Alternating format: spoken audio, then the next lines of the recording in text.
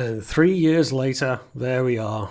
All 5 of MMC's protector bots all here, ready to combine. It's been a fairly long journey, I suppose a respectable one. Somewhat finding their feet along the way, but they've done this before with their Bruticus, the all-in-one combination, and MMC do like to finish one combiner before moving on to the next, it seems. Nevertheless, here we are. It was a little bit hard getting some of these into their modes. I've only done Ignis hotspot into the Defensor mode once before, so I really had to remind myself what goes where, particularly around the leg forming. Otherwise, the other pieces were pretty straightforward. Even Blades, Ventus was quite straightforward. The hardest one was Navigant. There's a lot different to this. You imagine from a police car folding up into that. It's quite a change. So, we have got the arduous task of putting this all together. I think, as you might understand, the legs are going to be the hardest bit. So, let's get on with it, shall we?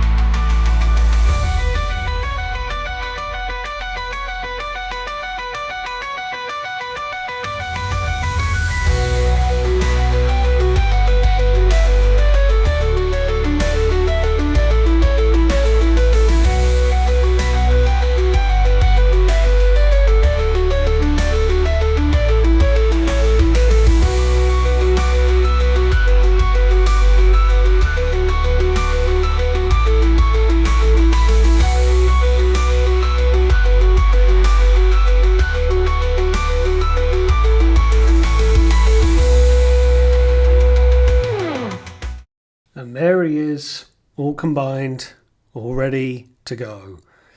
It was a bit interesting to combine him. The legs aren't that easy or fun to do. You do have to kind of work it out a little bit. And streetwise, Navigant gave me the biggest trouble. You'll see a bit more in a minute. But I've got to say, I had my reservations of this set. I didn't think from looking at it was the best Defensor that was ever going to be. I felt it could be beaten, getting it in hand, getting it all complete and built. Maybe my mind's been swayed a bit. It is very good when it's all combined up. That stockiness of hotspot really does add to it. The arms as well, just the right proportions.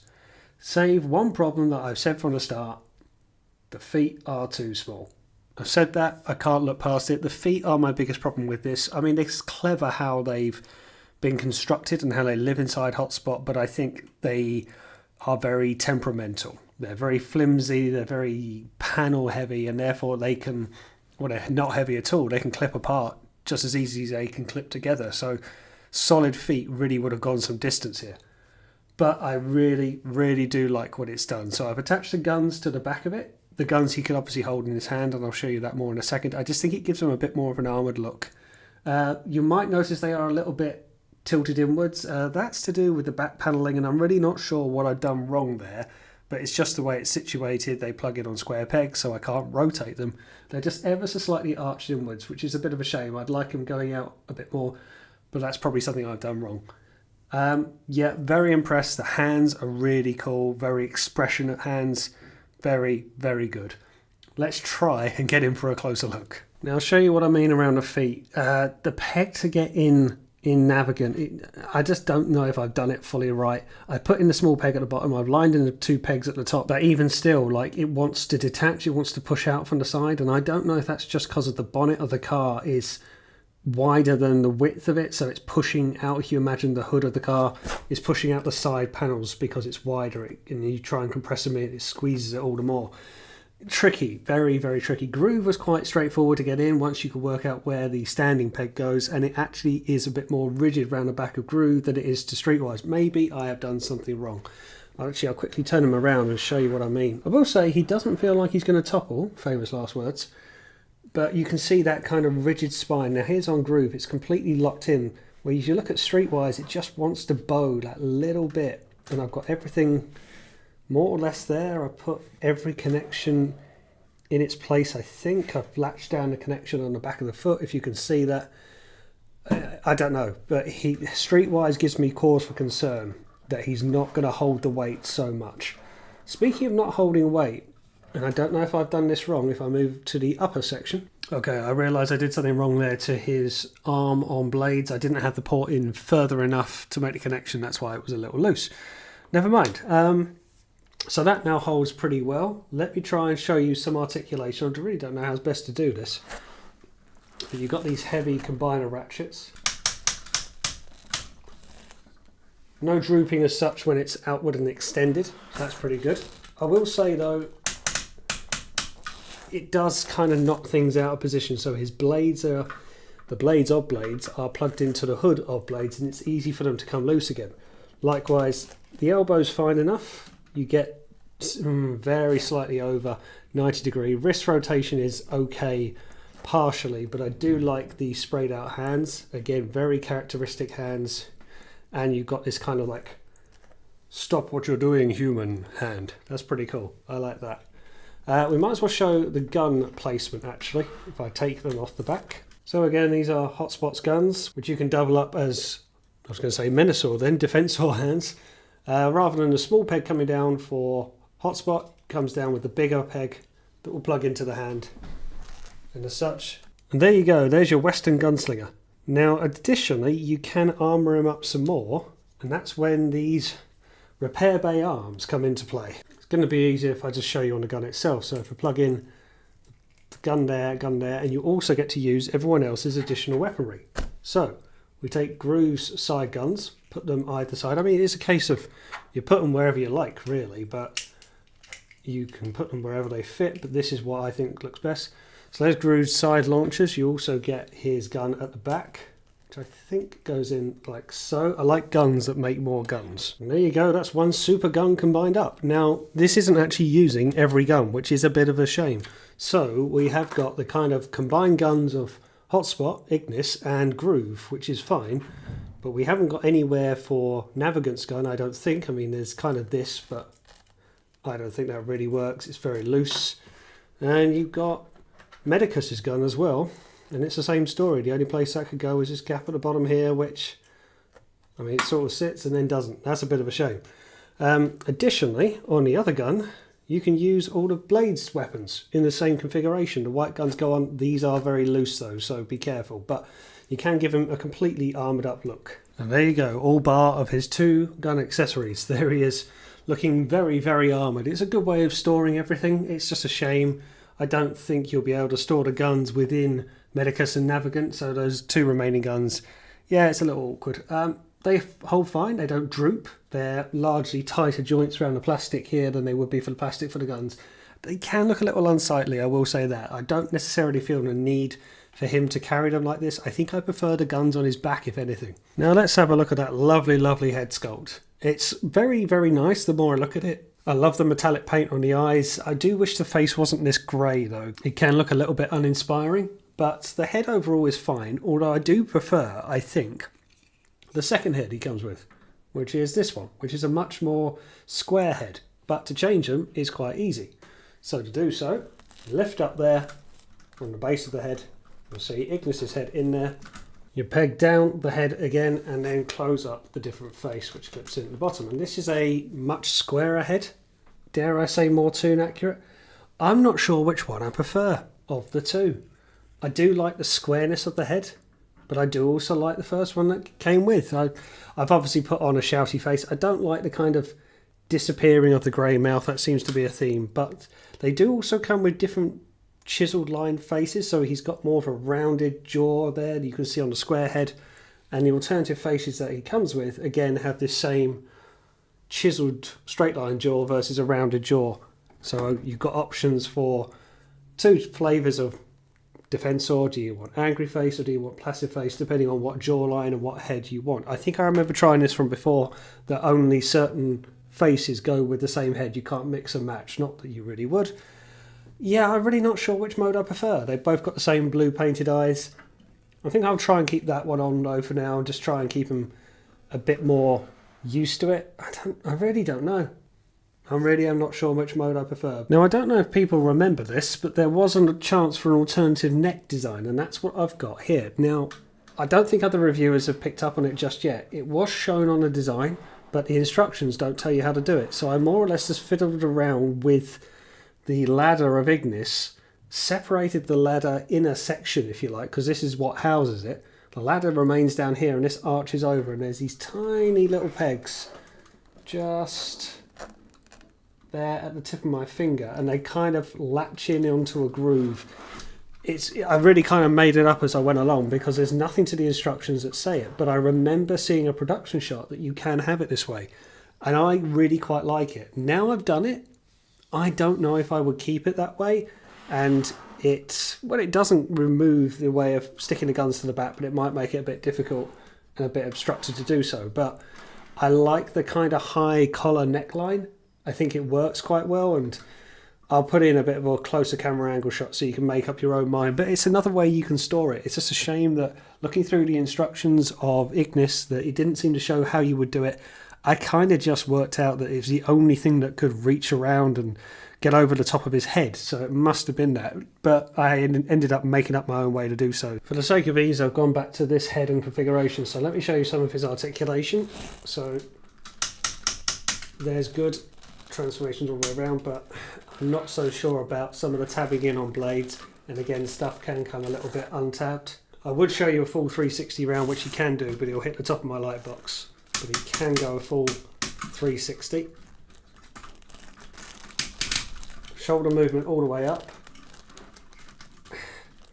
And that's where, again, a little bit of droopage comes in. I think he's a bit more resilient on the side of first aid.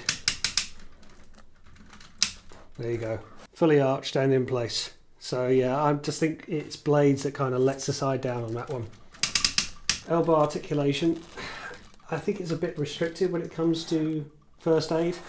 There's a wrist movement, which again is somewhat restricted on this side, but individual finger movements, which I showed you before.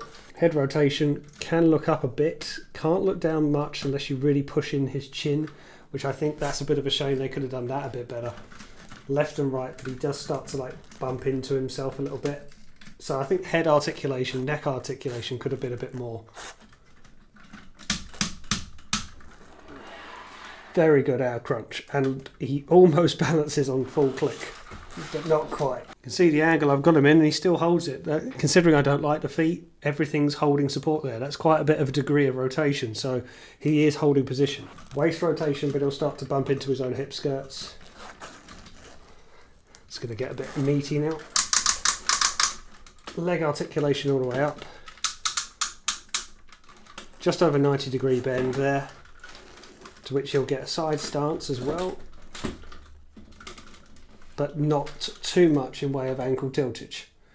So there's modes to be played with here, positions to be played with. The tension's very good on the joints that matter. But yeah, he's a bit of a lump to get him back into position.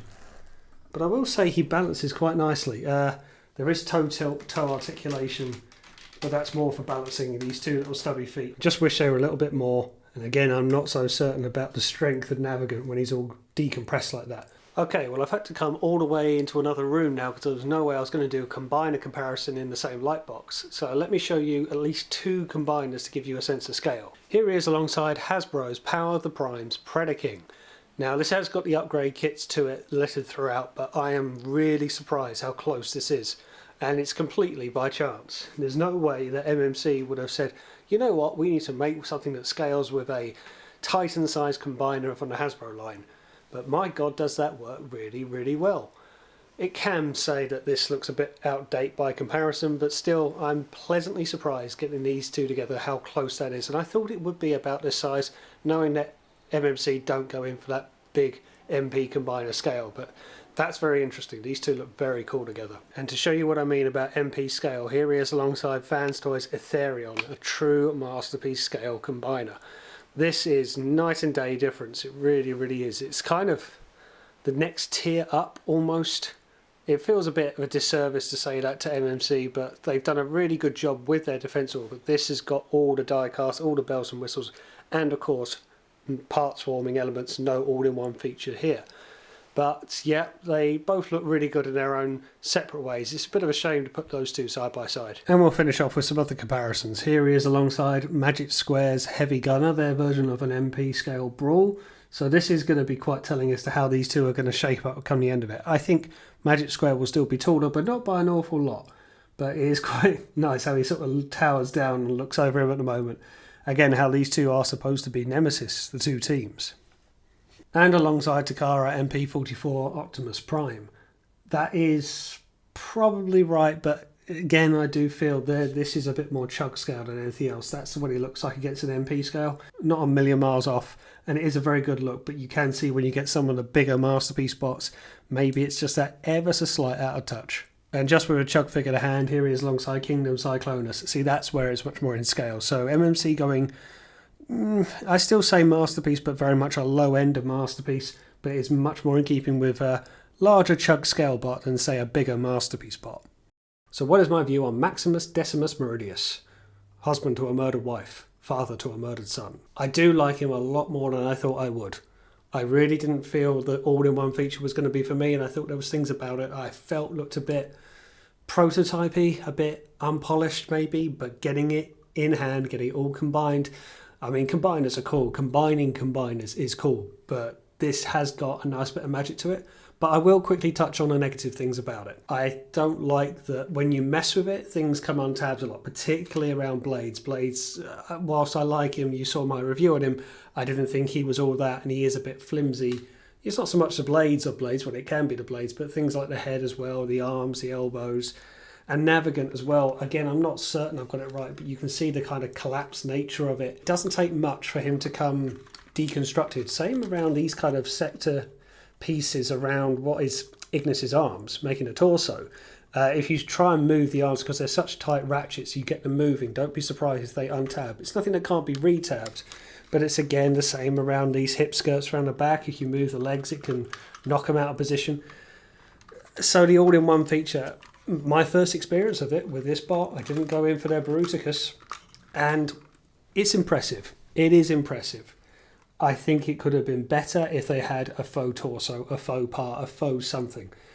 I stand by this, the feet are too small. It's clever what they've done with the feet, and he does stand pretty well, but I feel there's a lot of allowances, like these spines at the back of the legs here to house the bots on the front. I think this could have been avoided with a big fake torso. But I do like what it comes with. I like the heads, I like the expressions, I like the guns. I think it's a shame not all of the guns fit. 2 of the guns seem missing, unless I'm doing something wrong.